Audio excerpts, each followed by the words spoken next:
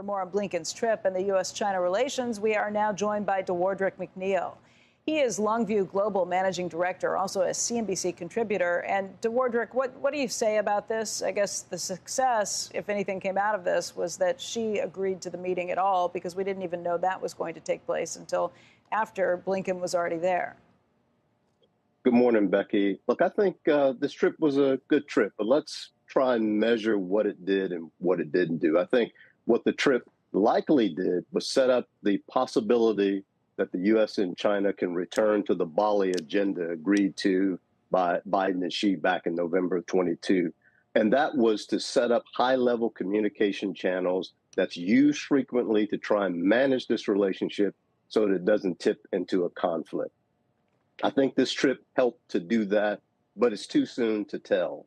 But what's clear here, Becky, is that the fundamentals of the relationship has not changed. And that's the key for businesses and investors here. All of the drivers that leads to long-term strategic competition are still there. So this meeting wasn't designed to get rid of those. It can't get rid of those. But let's hope that the meeting does reestablish that Bali agenda that Xi and Biden spoke about in November. Just to get back to that, does that mean we don't even have military-to-military communication channels at this point? So that is an excellent point, Becky. So in my view, you cannot really establish the Bali agenda without mill-to-mill relations. And so at this stage, there was no real indication that that has been turned back on. But to your point, that is the major problem when we start to think about where conflict can happen, South China Sea and some of the aggressive behaviors that we've seen there. So I would say in order for Bali to really be achieved, we must have mill-to-mill relations. And we don't have that? Is that we don't know at this point, but we suspect that's the case? We don't know for sure, but we suspect that that is the case. Secretary Austin has been reaching out quite frequently to try and reestablish that contact. There are some contact at some levels between U.S. military and the PLA, but what we need is that high-level contact to take place. And so far, it has not happened since the balloon incident.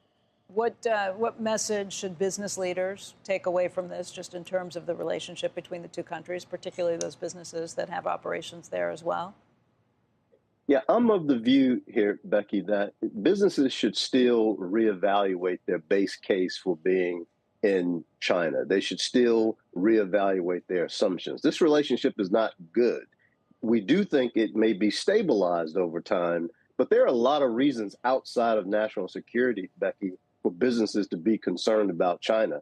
Slowing economic growth, a long-term demographic problem, high youth unemployment, what I consider to be a growing interest by Chinese consumers in Chinese brands. So there are a lot of reasons for businesses to continue to de-risk and diversify, in my view. So I would not take one meeting as a reason to stay pat or get deeper in China. That's my view.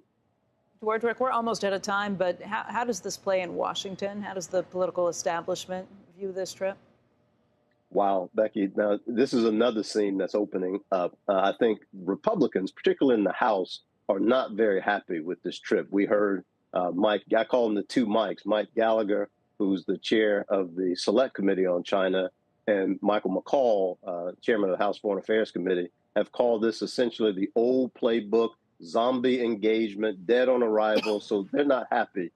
So I assume the Biden administration and the Chinese, for that matter, will have a limited window to show that the Bali agenda will pay some results, or this could be a real campaign issue that Biden's going to have to address with Republicans. Rick, thank you. We will talk to you again soon, but we appreciate your time.